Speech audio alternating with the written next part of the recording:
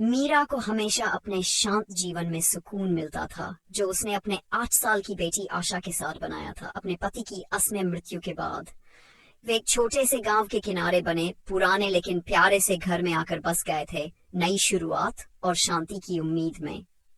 लेकिन गांव वाले इतने दोस्ताना नहीं थे। जहां भी मीरा जाती, फुसफुसाहटें उसके पीछे चलती और बाजार में उसे ठंडी निगाहों से देखा जाता। ये जगह अजीब थी, लेकिन मीरा ने इसे नजरअंदाज कर दिया। वह अपनी बेटी के लिए एक बेहतर जीवन बनाना चाहती थी। एक रात बाहर तेज तूफान आ गया। खिड़कियां हिलने लगीं, दीवारें कांपने लगीं। आशा नींद में सिहर रही थी। मीरा उसे शांत कराने के लिए उसके पास गई, लेकिन जैसे ही वह बिस्तर के करीब पहुंची, वह छिप गई। आशा फुसफुसा रही थी। ये नींद में बड़बड़ाने जैसा नहीं था, बल्कि किसी से साफ साफ बातचीत कर रही थी। आशा, तुम किसे बात कर रही हो? मीरा ने धीरे से पूछा। उसका गला कांप रहा था। वो जो कोने में खड़ी है, आशा ने सजदा से कहा, अंधेरे कोने की ओर इशारा करते हुए।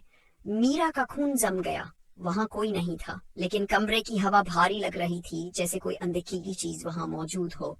उसने इसे बच्चे की कल्पना समझकर नजरअंदाज किया और आशा को दोबारा सुलाकर खुद भी बिस्तर पर चली गई, लेकिन उसे नींद नहीं आई। अगले दिन आशा ने अपनी नई दोस्त के बारे में और बातें बताईं। वो कहती है कि पहले यहाँ रहती थी, आशा ने नाश्ते के दौरान कहा। वो वो बहुत दुखी है। मीरा के हाथ से चम्मच छूटकर थाली में गिर पड़ा। आशा, ये सब मत बनाओ। मैं नहीं बना रही। उसने मुझे कल रात एक कहानी सुनाई थी। आशा की मासूमियत भरी आंखें गहरी हो गई। उसने कहा कि यहाँ बुरी चीजें हुई थी, इसलिए गांव वाले हमें पसंद नहीं करते। मीरा के दिल में डर की एक ठंडी लहर दौड़ गई।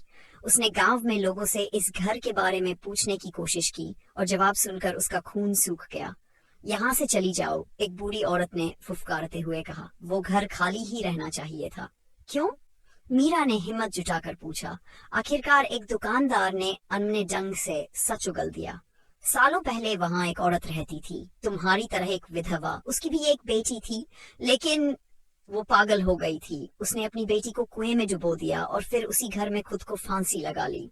तब से वहां कोई ज्यादा दिनों तक नहीं टिकता। मीरा को उबकाई सी आने लगी। उस रात घर और भी डरावना लगने लगा। हर आहट, हर हवा की सरसराहट अस्वाभाविक लग रही थी।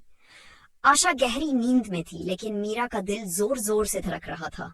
अचानक फर्श का एक पट्टा जोर से चरमरा उठा। किसी के कदमों की आवाज गूंजी।